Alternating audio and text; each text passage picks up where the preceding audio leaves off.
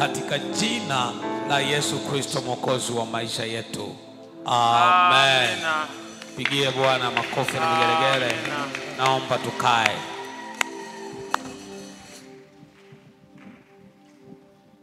Bwana Yesu asifiwe. Uhuru wa Yesu. Haleluya. Watu wa Mungu, ninapenda nimshukuru Mungu sana kwa ajili ya ibada nzuri hii. Ibada ya Pasaka mwaka 2025. Ibada ambayo ndio tunaianza kwa nguvu za Mungu zikitembea mahali hapa. Ninamshukuru Mungu kwa wema na fadhili zake. Na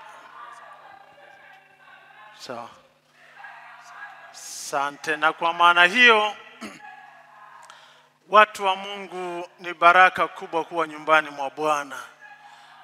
Na mimi ninamshukuru Mungu sana kwa neema hii, maana Jumapili iliyopita tulikuwa hapa pamoja na mama na familia yangu, lakini siku ya leo pia Mungu amenipa neema kuwa mahali hapa. Tutakuwa pamoja kesho na kesho kutwa. Bwana Yesu asifiwe sana. Ninamshukuru Mungu sana sana kwa ajili ya kwaya, kwa nyimbo mlizozimba, maana ni nyimbo ambazo zinazungumzia umaalumu wa siku ya leo. Bwana Yesu asifiwe. Umaalumu na umuhimu wa siku ya Ijumaa Kuu, inayoitwa Ijumaa Kuu. Na kwa kweli kila wanakwaya walivyosimama, walivyoimba, mimi moyoni nilibarikiwa, nikafikiri kwamba ni kama imetosha, maana wameyasema yote ambayo yalipaswa kusemwa, ili watu watiwe moyo, ili watu wainuliwe, ili watu waendelee kwa kweli kujengwa katika kukumbuka Bwana wetu Yesu Kristo alipokuwa pale msalabani kwa kazi kubwa ya ukombozi, kwa kazi kubwa ya kutuokoa sisi wanadamu. Bwana Yesu asifiwe sana. Na ndio maana mstari wetu unazungumza vizuri kabisa, Warumi sura hiyo ya 8 mstari ule wa 34. Lakini kwa Pasaka hii tutazungumzia habari ya Warumi sura hizi mbili, sura ya 7 na sura ya 8.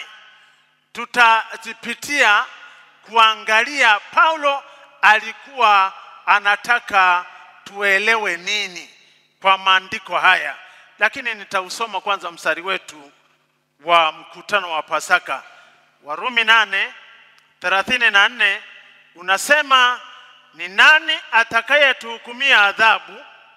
Kristo Yesu ndiye aliyekufa, naam, na zaidi ya hayo amefufuka katika wafu, naye yuko mkono wa kuume wa Mungu, tena ndiye anayetuombea. Bwana Yesu asifiwe sana. Ni mstari wa kutia moyo sana. Haleluya. Watu wa Mungu, kabla hatujaingia katika neno, ninapenda nilete salamu. Alhamisi kwanza tuliondoka hapa Jumatano, tukatembelea kisiwa cha Ikuza. Tukaenda kukutana na Wakristo wachache, maana tulikuwa tunaenda kutembelea ile zahanati yetu. Na baadaye tukarudi, tukapelekwa kwenda kulala Bukoba. Na nikafika pale kanisani, nikakutana na mchungaji pamoja na wazee na wanakwaya wakifanya mazoezi. Hao waliwasalimia. Napokea salamu. Bwana Yesu asifiwe sana. Na kisha asubuhi ya Alhamisi tukarudishwa sehemu inaitwa Chamkwikwi Izigo. Tukateremka ziwani Chamkwikwi, tukachukuliwa na fiber kwenda Bumbile. Safari ilikuwa ni ngumu kweli kweli, maana kulikuwa na mvua, kulikuwa na mawimbi na kulikuwa na upepo. Kweli tulipofika katikati, hapo ndipo maombi yaani kila mtu alikuwa anamuomba Mungu kivyake. Bwana Yesu asifiwe. Na sasa tukikumbuka tukio la baraza la utendaji ambalo lilitokea sijui mwaka gani, wakitokea sijui walikuwa wanatokea Maisome kule, kwamba nani kawamwaga wote ziwani. Kwa hiyo yani ilikuwa ni safari ngumu, lakini Mungu akatufikisha salama. Hayo hayana umuhimu sana. Na hapo pia tukaenda tukatembelea mchungaji na Wakristo wachache, lakini pia tukafika kwenye zahanati. Watu wapo wengi wanahudumiwa, na hao nao walitoa salamu zao. Mnazipokea? Bwana Yesu asifiwe. Lakini na hayo nayo sio ya muhimu sana. Ninakuja kwenye jambo la muhimu. Tulipomaliza tunataka kuanza safari ya kuja kuingia kwenye chombo chetu turudi Chamkwikwi, turudi Geita. Ndipo sasa kukafika kundi la wadada kama 6 au 7 hivi. Wakafika wanasema kwamba baba askofu, mbona hukufika kwetu? Maana tulisikia kwamba unakuja na tulijua kwamba kwa tatizo tulio nalo ni lazima utafika kutuona. Mbona hukufika? Nikasema na mimi nawaambia, mbona nyinyi mmechelewa mpaka tumefanya ibada? Sisi huko ni mbali. Tulikuwa tunajua kwamba unakuja huko. Na tulipopigiwa simu tumekimbia kwa njia hii ya polini hii kuja kukuona kukuuliza kwamba baba askofu, mbona hukufika? Ni waumini wa kanisa la Rushonga, linaitwa Rushonga. Nafikiri nikisema Rushonga kila mtu mahali hapa atafahamu. Bwana Yesu asifiwe sana. Nikawaambia kwamba kweli hatukuwa tumepanga kufika huko, maana sio ziara yangu, ni ziara ya watu wa afya. Na hapana, wanasema hapana baba askofu, huwezi kufanya hivyo, maana sisi kule tuna changamoto kubwa. Kanisa limefanya nini? Mmesikia? Kanisa limefanya nini? Mbona hamsemi kwa sauti? Kanisa limefanya nini? Mchungaji, kanisa limefanya nini? Limeanguka.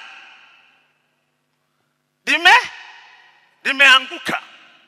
Na kwa maana hiyo wanatoka Rushonga kuja kuabudu Bumbile. Kweli kuna kaumbali kwa sababu ya milima na mawe na mapoli, au labda mpaka wachukue boti au mtumbwi kuja hivi, ni changamoto kubwa.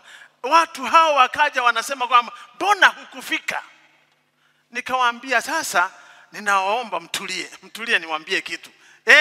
Unatuambia ngoja niende huko, halafu sasa tukakae tuone tutafanya nini?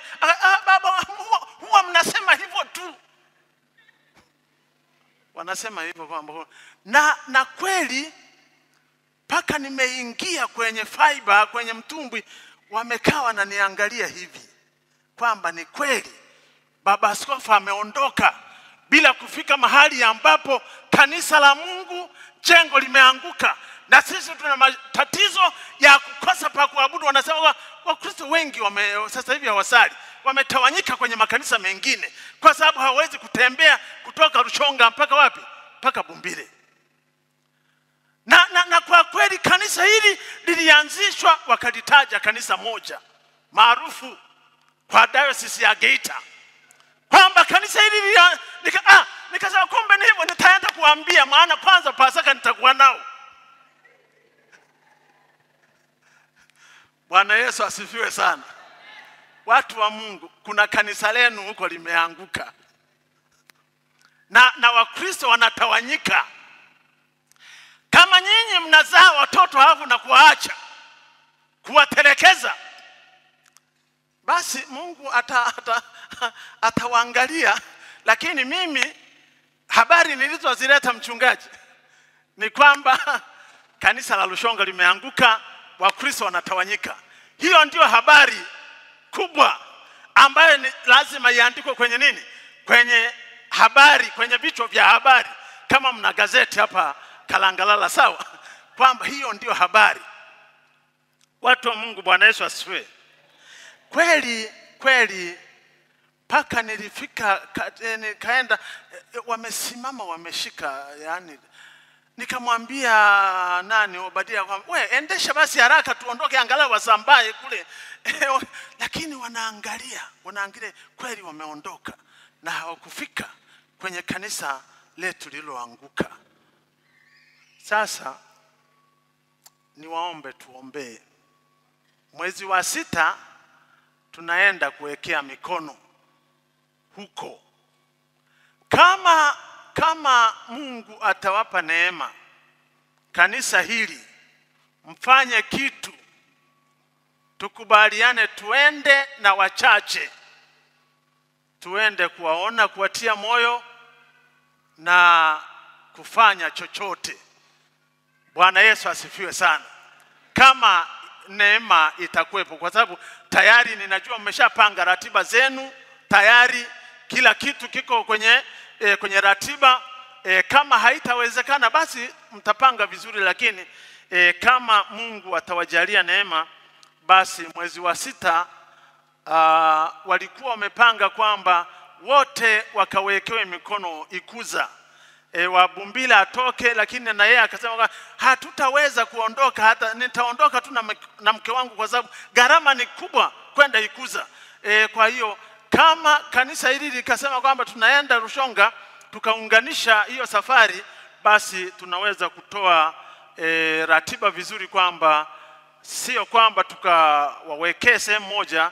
Wa Ikuza tutamwekea Ikuza na wa huko Bumbile tutamwekea Bumbile, lakini tunafika na hapo Rushonga ili kuwatia moyo wa Kristo hawa. Bwana Yesu asifiwe. Watu wa Mungu, kwa Pasaka hii, baada ya kuchagua mstari huu, kwa Pasaka hii, baada ya kuchagua mstari huu, nikaona kwamba watu wa Mungu tujibu maswali kwa Pasaka hii, tujibu maswali kama 5 hivi. Kama 5. Katika ibada zetu tutakuwa tunajibu swali moja. Kweli Paulo ameyajibu, ameuliza maswali lakini kisha akayajibu, lakini na sisi tutapita katika majibu yake ili kuongezea uzito na nguvu na nyama katika majibu. Swali la kwanza ambalo Paulo analiuliza katika Warumi yetu sura ile ya 8 linapatikana katika mstari ule wa 31. Swali la kwanza anasema, basi sema nini juu ya hayo? Paulo anaanza mstari wa 31 kwa kusema kwamba basi tuseme nini katika hayo, au juu ya hayo tuseme nini? Leo asubuhi hii tutayaangalia ambayo ameyasema hayo ni yapi. Lakini kuna swali jingine ambalo tutaliangalia jioni katika mstari huo wa 31, linalosema Mungu akiwapo upande wetu, ni nani aliye juu yetu? Ni nani ambaye anaweza kutupinga, kutuzuia? Mungu akiwa upande wetu, ni kitu gani ambacho kinaweza kuwa kinyume cha matarajio, cha mipango, cha malengo yetu? Hilo tutaliangalia jioni ya leo. Ijumaa tutakuwa siku ya Ijumaa tumeimaliza. Siku ya Jumamosi tutaangalia swali jingine ambalo liko katika mstari ule wa 33, linalosema ni nani atakaye washtaki wateule wa Mungu? Ni nani ambaye anaweza kutushitaki sisi wateule wa Mungu?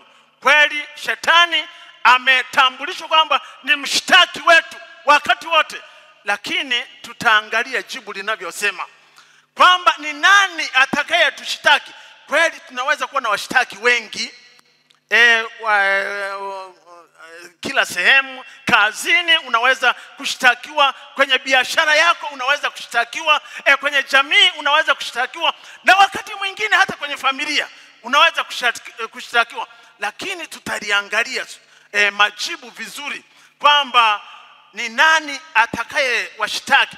Kama sisi ni wateule wa Mungu, ni nani aliye na ubovu? Ni nani aliye na nguvu? Ni nani aliye na uwezo wa kutushtaki? Na labda atatushtaki kwa nani? Maana Mungu tutaona jinsi ambavyo yeye. Hiyo itakuwa ni asubuhi kesho. Tutaangalia swali hilo asubuhi ya kesho.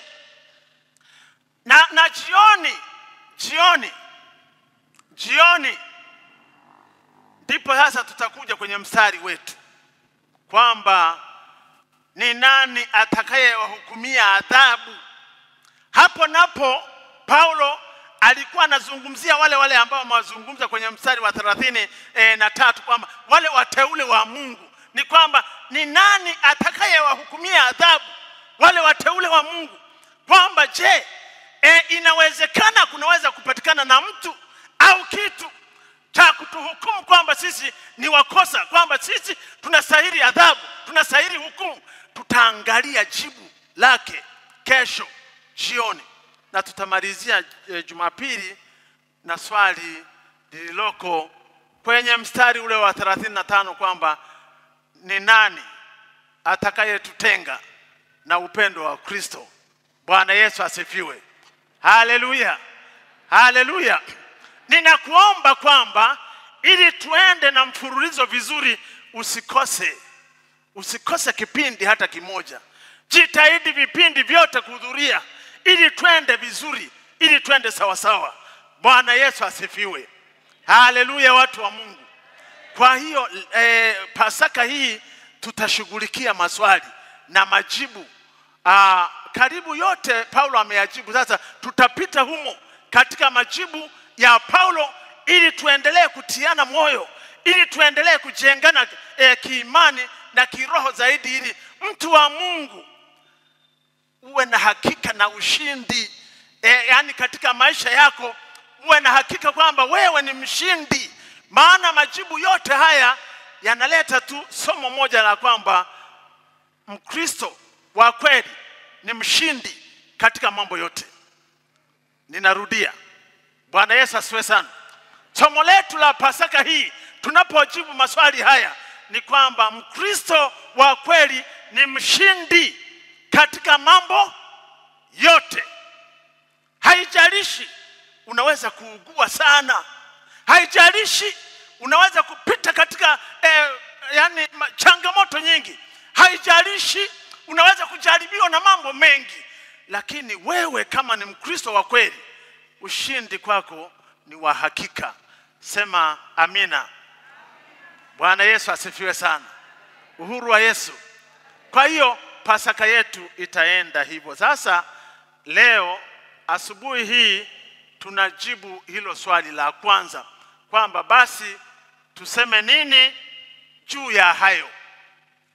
Tuseme nini juu ya hayo, ambao ni mstari wa 31a. 31a anasema basi tuseme nini juu ya hayo. Paulo anazungumza au analeta swali hilo. Lakini watu wa Mungu,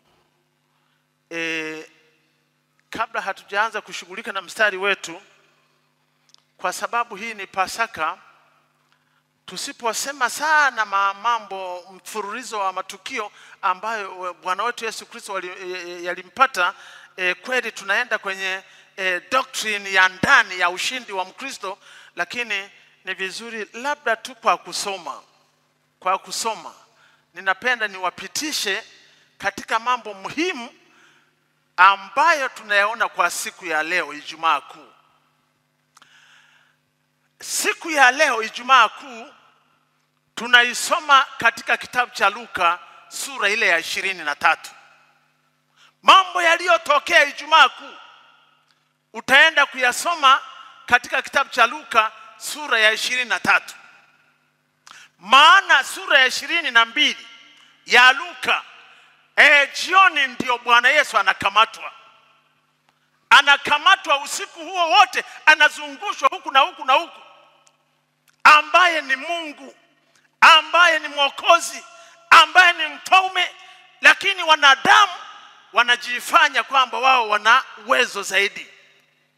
Wakamkamata baada ya kusalitiwa na Yuda, wakamzungusha mara huku na huko.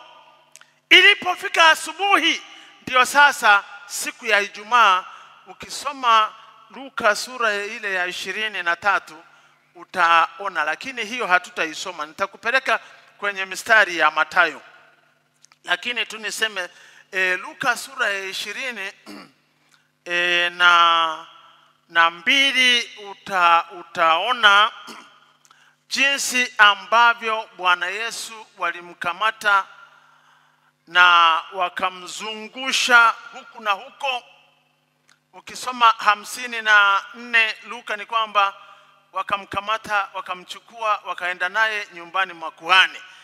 Utaendelea, lakini ninapenda ni tuangalie Mathayo. Mathayo ndio ninapenda maelezo yake mazuri. Mathayo sura ile ya 27 ndio siku hiyo ya Ijumaa Kuu. Matukio yanayotokea tunayaona katika Mathayo sura ile ya 27. 26 ndio amekamatwa jioni, usiku kucha Bwana Yesu anazungushwa. Sasa asubuhi, Mathayo sura 27 ukianzia mstari ule wa 24.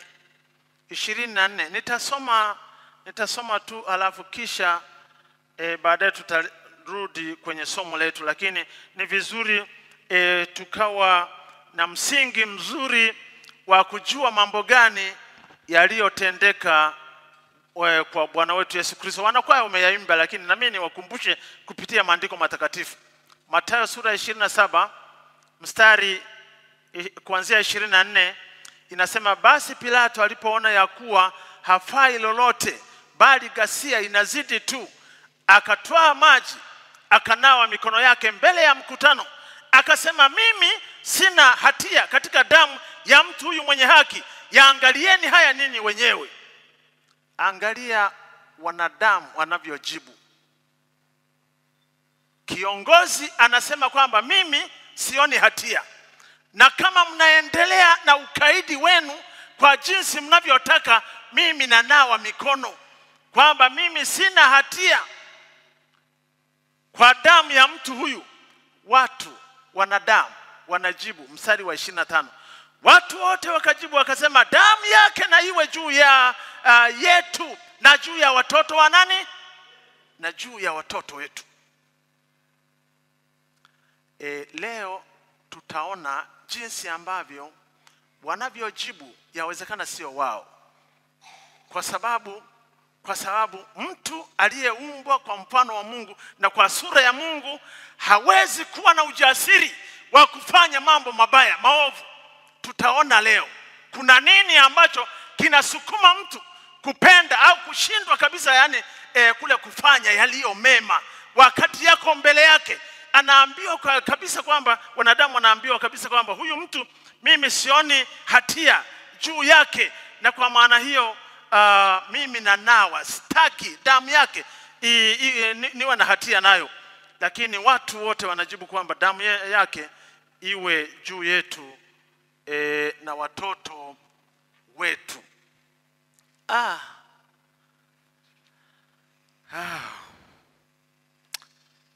Ndipo akawafungulia Baraba, na baada ya kumpiga Yesu mijeredi akamtoa ili asulubiwe. Ndipo askari waliwali wakamchukua Yesu ndani ya pretorio, wakamkusanyikia kikosi kizima, wakamvua nguo, wakamvisha nguo nyekundu, wakamsokotea taji ya miba, wakaiweka juu ya kichwa chake, na mwanzi katika mkono wake wa kuume. Wakapiga magoti mbele yake, lakini kwa dhihaka. inaendelea. Twende mstari wa 45.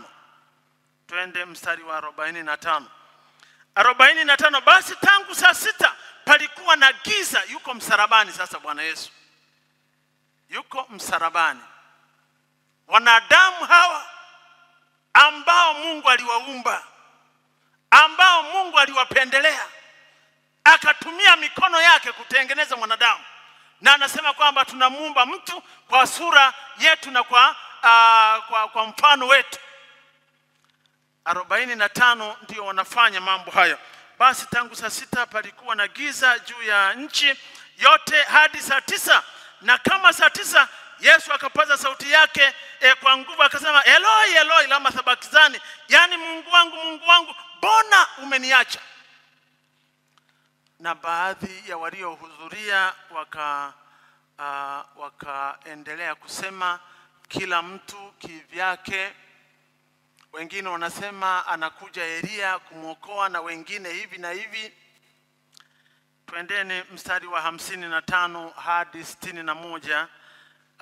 Anasema palikuwa na wanawake wengi pale wakitazama kwa mbali. Hao ndio waliomfuata Yesu toka Galilaya na kumtumikia. Miongoni mwao alikuwamo Mariamu Magdalena, Mariamu mama yake Yakobo na Yusufu, na mama yao wana wa Zebedayo. Hata ilipokuwa jioni akafika mtu tajiri wa Arimathaya. Hapa ndipo katika sehemu nyingi tajiri anapewa credit. Tajiri anapewa sifa kwamba matajiri wanaweza kumtumikia Mungu vizuri. Maana kwanza wana uwezo na wana nafasi. Na hapa tunapata mfano mzuri. Mara nyingi watu tunakomea tu kwamba ni vigumu kama nini tajiri kuingia katika. Tunasahau kwamba matajiri ndio wanaowezesha kazi nyingi za Bwana. Na hapa tunaona tunapata sifa kwa watu walio na utajiri. Hatuwezi kuwa tunasema tu matajiri, lakini matajiri tunawategemea. Matajiri kwa kweli ni watu ambao wana nafasi kubwa ya kufanya kazi ya Mungu, kama ambavyo tunaona hapa kwamba tajiri anafika pale ili kuomba mwili wa Arimathaya. Jina lake Yusufu, naye mwenyewe alikuwa mwanafunzi wa Yesu. Mtu huyo alimwendea Pilato akauomba mwili wa Yesu. Ndipo Pilato akaamuru apewe. Yusufu akautoa mwili, akauzongazonga katika sanda ya kitani safi, akaweka katika kaburi lake jipya alilokuwa amelichonga mwambani. Akavingirisha jiwe kubwa mbele ya mlango wa kaburi, akaenda zake. Na pale walikuwepo wanawake. Wanawake, hongereni sana. Wanawake, ninawapeni maua yenu. Kila sehemu kwa mambo ya imani, kwa mambo ya kiroho, wanawake lazima watakuwa wengi. Ukihesabu wa baba hapa tuko wangapi, lakini wamama wako wengi. Hongereni. Na hapa inazungumza, imesema huko juu, imewataja na majina, inakuja kumalizia hivyo kwamba na pale walikuwepo Mariamu Magdalena na Mariamu yule wa pili, wameketi wakielekea kaburi wanaangalia. Bwana Yesu asifiwe sana.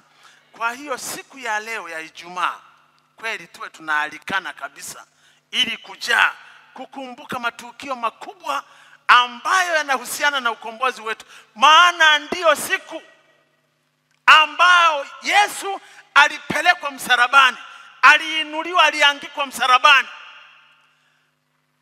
Siku ya Ijumaa Kuu ndipo ambapo Yesu alichoma mkuki na damu ya kusafisha dhambi zetu ikatoka. Siku ya Ijumaa Kuu ndio hapo Bwana Yesu ambapo alisema kwamba imekwisha na watu wapate uzima. Akafa badala yako na badala yangu. Akafa kile kifo ambacho kilikuwa kinatuhusu. Na siku ya Ijumaa Kuu ndio siku ambayo Bwana wetu Yesu Kristo alizikwa kaburini. Ni matukio makubwa Ni matukio mazito ambayo huwezi ukahubiri injili ukaacha kuyasema. Maana hayo ndio yana nguvu ya kuweza kumfanya mtu atafakari, aone uchungu wa kumpenda Bwana wake ambaye amekufa kwa ajili yake. Hakuna mwingine aliyefanya mambo makubwa kama haya kwa mtu yeyote. Ni kweli kuna mawakili wanatetea watu, kuna wanani wanasaidia watu, lakini Yesu mambo aliyoyafanya siku ya Ijumaa Kuu hakuna mwingine, na ndio injili ambayo inaokoa. Maana tunapomwona Bwana wetu Yesu Kristo msalabani ni kwamba yeye ndiye alichukua mambo yote kwetu, akalipa deni, akawafidia, akachukua ghadhabu yetu, kifo chetu ambacho kilikuwa kwamba ni sisi tufe kwa aibu, lakini Bwana wetu Yesu Kristo akafa mwenyewe. Matukio makubwa ambayo huwezi kuyaacha, huwezi kuyapuuzia, huwezi kuyaona ni ya kawaida. Na ndio maana siku ya Ijumaa Kuu kwa kweli ninajua tutaongezeka, tutajaa labda jioni. Watu wengi wamezoea kwamba ibada ya Ijumaa Kuu ni jioni. Ninaomba, ninatoa wito kwamba siku kama hizi ni za kujaa makanisani. Ni za kujaa makanisani, kutafakari. Ni habari ambayo sio nyepesi. Ni habari ambayo ni ya kufa na kupona. Ni habari ambayo aidha jehanamu au kwenye uzima wa milele mbinguni. Ni habari ambazo sio za mchezo. Ninasihi watu tuhamasishane kwamba tuwe tunakutanika ili kuangalia vizuri habari hizi. Sasa somo langu nimeona tu kwamba hatuwezi kwenda kwenye somo la leo bila kuzungumza maneno haya. Haleluya. Bwana Yesu asifiwe sana. Unajua mtu wa Mungu, kama wewe huwa unalia kwenye msiba, kama wewe huwa umelia ulipofiwa, kama wewe ulipata huzuni ulipopatwa na majanga, habari hizi zinahitaji machozi ya rohoni, zinahitaji machozi ya ndani ya kujiuliza, kujihoji kwamba hivi kweli ni mimi ndiye niliyesababisha?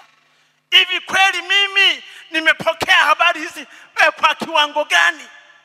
Hivi kweli mimi hivi sasa hivi ninaishije mbele za Mungu wangu au Bwana wangu Yesu Kristo ambaye alienda msalabani? Ni habari ambazo zinahitaji mtu wa Mungu kukaa, kupata muda na kupata utulivu kuziangalia vizuri. Tunapozipita bila kuzifikiria, ndio maana watu wanaendelea kufanya mambo yao.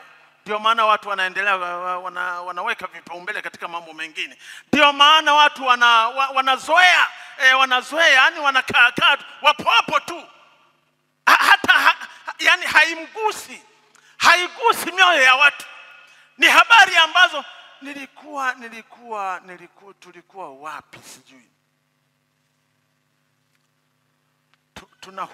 Tunahubiri kabisa, tunahubiri, lakini ninaona tu wanakwaya wangu anatoka hapa anapita hivi anaenda anasimama kula, anatoka hapa anaenda anakaa huko, anatoka hivi anaenda yani na waumini, yani kila mtu na shughuli kama na shughuli zake. Watu wa Mungu, hivi kweli tunaweza kuwa tunafanya hivyo mbele za Mungu? Na hasa katika habari ambazo ni kubwa zinazotuhusu sisi wenyewe kana wokovu wetu na imani yetu. Hivi kweli inawezekana? Mungu atusaidie, Mungu atusaidie. Sasa nilikuwa nawaletea habari ambayo kwa kweli kila tunaposimama kuhubiri habari ya njema ya wokovu hatuwezi kupita bila kutaja habari hizi. Sasa katika swali letu, turudi sasa katika swali letu. Watu wa Mungu, turudi sasa katika swali letu. Swali letu la kwanza ni hilo linalosema kwamba ni swali linalosema kwamba basi tuseme nini juu ya hayo? Tuseme nini juu ya hayo. Anaposema basi tuseme nini juu ya hayo, anazungumzia yale ambayo tayari ameandika nyuma, na sehemu yake yako kwenye sura ya 7, na mengine kweli yanaanzia mstari wa 1 hadi ule mstari wa 30. Lakini mimi kwa asubuhi hii nitazungumzia yale ambayo yanahusu sura ya 7 kuanzia mstari wa ngapi? Kuanzia mstari ule wa 15 na kuendelea. Sura ya 7, tuendeni sura ya 7 na tuanzie mstari wa 15. Kwamba Paulo anazungumza kwa sasa tuseme nini juu ya haya. Sura ya 7 mstari kuanzia wa 15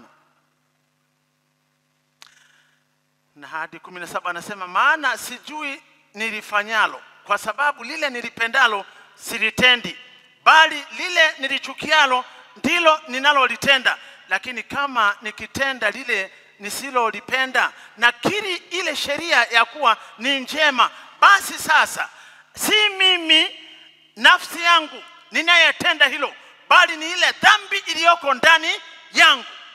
Bwana Yesu asifiwe sana. Ndio maana niliwaambia wakati wale Wayahudi wanasema kwamba damu yake iwe juu yetu na watoto wetu, hawakuwa wanaongea wao, bali ni ile dhambi iliyoko ndani yao. Basi tuseme nini juu ya hayo? Mambo gani hayo? Ni kwamba kuhusu jinsi ambavyo dhambi inatawala maisha yetu, kuhusu ambavyo dhambi inatupelekesha, kuhusu ambavyo dhambi hatuna uwezo wa kujiamulia, lakini kila kitu dhambi inaamua ili tufanye. Na ndio maana Paulo anasema kwamba kuna mambo ninayatenda ninayapenda na yaliyo mema, lakini siyatendi. Ninayajua kabisa na ninayataka kabisa na ninayapenda, lakini siyatendi. Anasema kwamba sasa itakuwaje ninatenda ambalo nisilolipenda? Anakuja kusema kwamba sio mimi, ila ni ile dhambi inayotawala kwenye maisha yangu.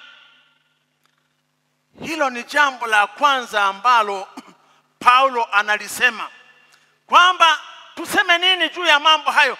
Ni kuhusu dhambi inavyotawala maisha ya watu, ni kuhusu dhambi ambavyo imewafunga watu, imewafanya watumwa, kwamba hawawezi kufanya yale wanayoyapenda, yale wanayodhamiria, yale ambayo yanaweza kuwajenga.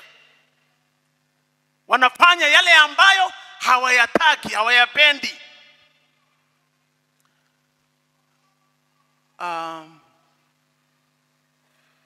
Hicho ni kitu ambacho watu wa Mungu ni lazima tukifahamu, kwamba bila ya msaada, bila ya kusaidiwa, bila ya kupokea msaada unaoweza kutusaidia, dhambi huwezi kuishinda kwa nguvu zako. Huwezi kufanya mambo yaliyo mema kwa uwezo wako na fikra zako. Maana kila unapotaka kufanya lilo jema, tayari lilo baya limewahi, lipo karibu.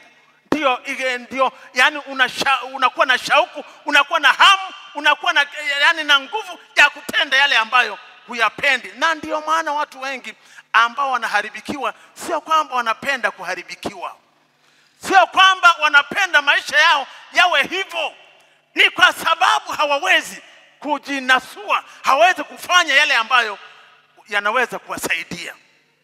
Kunahitajika msaada, kunahitajika nguvu nyingine, kunahitajika mtu ambaye anaweza kutushika mkono. Na huyo ndiye ambaye tunaendelea kumkumbuka katika siku yetu ya Pasaka ya mwaka huu 2025, siku hizi 3. Bwana Yesu asifiwe sana. Hilo ni jambo la kwanza ambalo tuseme nini juu ya hayo. Ni kwamba ni hayo, ni kwa mbona dhambi imetawala, mbona mtu hafanyi anayoyapenda, badala yake anafanya mambo ambayo hayapendi. Unakuta mtu akifanya kitu kibaya anahuzunika kweli, anasononeka kweli. Kwa nini? Anaanza kujilaumu. Ni kwa nini hakujua akaacha kufanya lile akafanya lilo jema? ni kwa sababu hana uwezo. Ni kwa sababu hana uwezo. Na ndugu yangu, mpendwa wangu, Mkristo mwenzangu, ni kwamba dhambi haishindwi kwa nguvu zetu. Dhambi inahitaji nguvu nyingine ambayo tutaendelea kuiona, ambayo tutaendelea kuitangaza, ambayo tutaendelea kuhamasishana kuishikilia hiyo, ambayo ni Bwana wetu Yesu Kristo, ambaye alipopaa kwenda mbinguni alituachia Roho Mtakatifu, ambaye ni msaidizi wa kweli, ni mwalimu, ambaye ni kiongozi, aweze kutusaidia kufanya yale ambayo tunayapenda lakini hatuyatendi, lakini yeye anaweza kutusaidia. Pili, kwanza hayo, tuseme nini juu ya mambo hayo? Jambo la kwanza ni kwamba dhambi kwa nini inahangaisha watu? Dhambi kwa nini inahangaisha wanadamu? Dhambi mbona inahangaisha? Yani pote, iwe serikalini dhambi inahangaisha, iwe kanisani dhambi inahangaisha, iwe kwenye familia dhambi inahangaisha. Sasa tuseme nini juu ya jambo kama hili? Tunahitaji kuwa na usemi ulio na nguvu, ulio maalum, ulio na msaada, ulio na suluhisho. Pili, Paulo anasema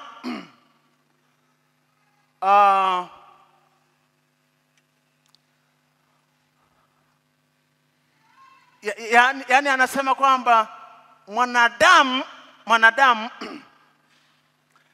ameshindwa kujiamlia, ameshindwa kufanya uchaguzi mzuri.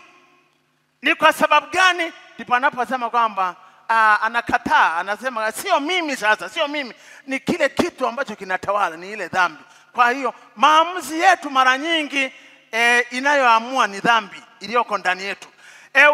Uchaguzi wetu mara nyingi unafanyika na ile dhambi iliyoko ndani yetu. Hatuchagui sisi. Yani mipango yetu tunayoifanya mara nyingi inafanywa na dhambi iliyoko ndani.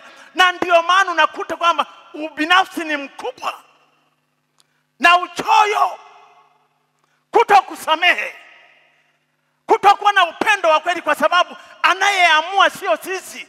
Ninaweza kutamani kumpenda kabisa huyu ndugu yangu, yani kumpenda, lakini chuki inakuja, hasira inakuja, inatangulia, maana kinachoamua pale sio mimi. Kwa hiyo wanadamu wanashindwa kujiamlia, ni kwa sababu ya shida. Ukisoma mstari huo wa 17 na wa 20, anarudia hivyo hivyo. Sura ya 7 mstari wa 17 tuliusoma kwamba basi sasa si mimi nafsi yangu ninayetenda hilo, bali ni ile dhambi ikayo ndani yangu. 20, basi kama lile nisilolipenda ndilo nilitendalo, si mimi nafsi yangu nilitendaye, bali ni ile dhambi ikayo ndani yangu. Sasa unaweza kuwa unalaumu, unatoa udhuru, unaweza kuwa unasingizia dhambi. Mpaka lini? Mpaka lini? Inahitajika kupata msaada. Ukienda kwenye kitabu cha Mwanzo, iwe ni mfano wetu, kitabu cha Mwanzo sura ile ya 4, kitabu cha Mwanzo sura ile ya 4, uone jinsi ambavyo mtu hawezi kuamua, hata kama atasaidiwa, hata kama atapewa ushauri. Mwanzo sura ile ya 4 mstari wa 6 hadi wa 8. Mstari wa 6 hadi wa 8 inazungumzia habari za vijana wawili ambao walizaliwa nyumba moja. Mtu na mdogo wake walipaswa kupendana kweli kweli, maana wakati ule kwanza watu walikuwa hawajao wengi, ni wao tu, ni wazaliwa wa kwanza wa Adam na Hawa, ambao walikuwa ni kwa kweli wawe na bondi kubwa, yani washikamane kabisa, maana ni wao tu. Sasa wamefanya kitu na baadaye kikaleta matokeo tofauti. Sasa mstari wa 6, Kaini anaghadhabika. ndani yake ile dhambi inaleta hasira, na anayeanza kumwonea hasira sio yule ambaye hakutakabali ile sadaka yake. Maana kama angelikuwa na uamuzi wake mwenyewe, angelimkasirikia Mungu. Kwanza kwamba Mungu, kwa nini hukutabakari ile dhabihu yangu, yani ile sadaka yangu, kwa nini hukuikubali? Lakini dhambi inamwamulia kitu kingine. Mstari ule wa 6 anasema, Bwana akamwambia Kaini, kwa nini una ghadhabu? Na kwa nini uso wako umekunjamana? Kama ukitenda vyema hutapata kibali. Usipotenda vyema, dhambi iko inakuotea mlangoni, nayo inakutamani wewe kuendelea kukuamulia, walakini yapaswa uishinde. Yesu anampa Mungu anampa ushauri Kaini kwamba kweli dhambi ipo, maana tayari umeghadhabika, inakusogelea mlangoni na inataka ikutawale, ianze kukuamulia kwamba fanya hivi ili unalolipenda lililo jema, kama Mungu anavyosema kuna ukifanya vema unapata kibali, na wewe rudia tu sadaka yako, fanya tena, rudia kwa mara nyingine, maana bado unayo nafasi. Lakini dhambi ile Kaini ikaingia kutawala, na kwa maana hiyo ikaamua. Ukienda unasoma sasa, na baadaye anaenda kumuua mdogo wake. Na yeye Kaini angelisema kwamba sio mimi ambaye nimemuua, ila ni dhambi iliyo ndani. Dhambi inaweza kuua mtu. Watu wa Mungu, kwa hiyo wanadamu wanashindwa kuamua, wanashindwa kuchagua vizuri kwa sababu ya kile kitu ambacho kina nguvu kutawala maisha yao. Lakini jambo la 3 na la mwisho, kumbe kuna la 4, niende haraka. Jambo la 3 anasema kwamba sisi ile dhambi au yale makosa au mambo mabaya tunaonyeshwa na sheria. Sheria inatusaidia kujua kwamba hili ni jema, hili ni baya. Sasa angelitarajia kwamba ile sheria inayotuonyesha ubaya wa dhambi na ubaya wa mabaya ni kwamba ungelitupa na nguvu ya kushinda, ya kuamua vizuri. Lakini sheria nayo, hapa Paulo anasema sheria ni njema sana, maana inatupa kufahamu mabaya na dhambi ni nini, lakini haina nguvu ya kutusaidia kukataa mabaya. Yenyewe inatuonyesha tu kwamba huu ni ubaya, hafu inatuacha. Ile dhambi iliyoko ndani yetu inatusukuma, inatutawala kufanya kitu ambacho kwa kweli ni kibaya, ambacho hatukipendi. Ukisoma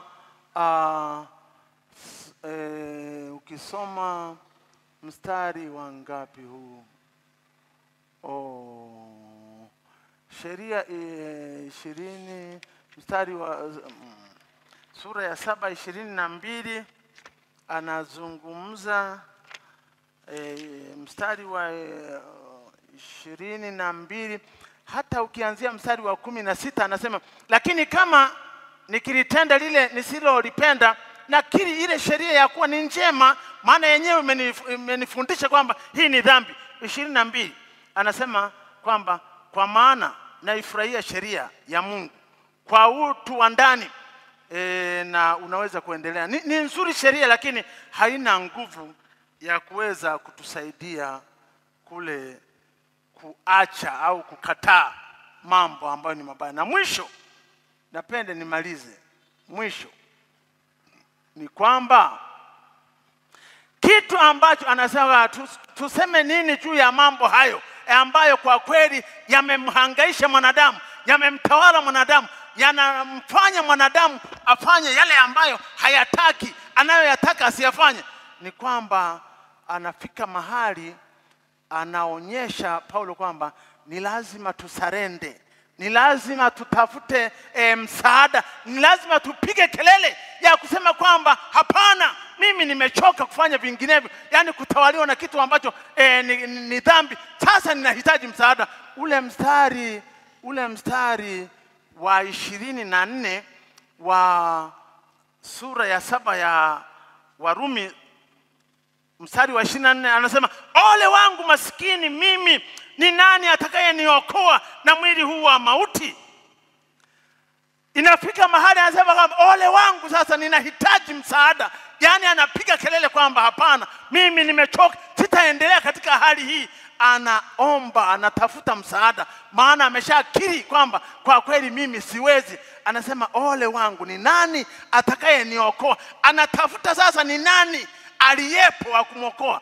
Na hapo sasa ndipo tunaanza kuona jinsi ambavyo mtu yeyote mwenye akili timamu akiona kwamba anaharibikiwa, akiona kwamba anakoelekea ndiko siko, akiona kwamba mambo yake hayaendi sawa, akiona kwamba yuko hatarini, mtu mwenye akili timamu huwa anaomba msaada, huwa anatafuta suluhisho, huwa anatafuta watu ambao wanaweza kumkwamua. Na ndivyo ambavyo ukisoma katika kitabu cha Mathayo sura ile ya 8 mstari wa 25. Mathayo sura ya 8 mstari ule wa 25. Wanafunzi wa Yesu walipokuwa ziwani, baadaye upepo ukaanza kupiga chombo chao huku na huko. Wakajaribu kujisaidia, hamna. Hawakukaa kimya. Labda tusome hiyo Mathayo sura ya 8. Hawakukaa kimya, wanaomba msaada. Mathayo sura ile ya 8. Mathayo sura ile ya 8. Mathayo sura ile ya 8 mstari wa ngapi? 25. Mathayo sura ile ya 8 mstari wa 25. Biblia inasema 25, Biblia inasema wanafunzi wake wakamwendea wakamwambia wakisema, Bwana utuokoe, tunaangamia. Hawakukaa kimya, hawakuendelea kuona kwamba acha tuone mwisho utakuwaje.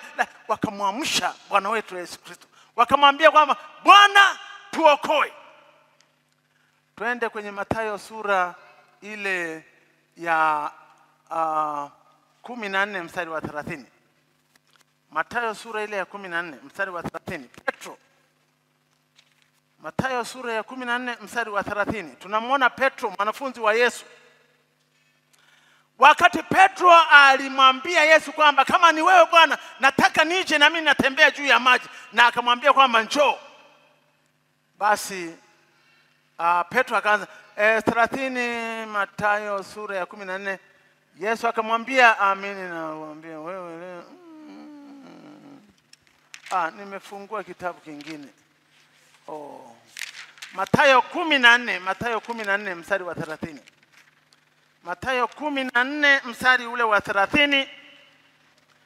Mathayo 14 mstari wa, lakini alipouona upepo akaogopa, akaanza kuzama, akapiga yowe akisema, Bwana niokoe. Watu wa Mungu, ni kwamba ninajua na tunafahamu jinsi ambavyo dhambi imetuhangaisha. Tunajua jinsi ambavyo watoto wetu dhambi imewahangaisha. Tunajua ambavyo ndugu zetu dhambi imewahangaisha. Hata hawawezi, hata kuamini hawawezi, wanaendelea kuharibikiwa.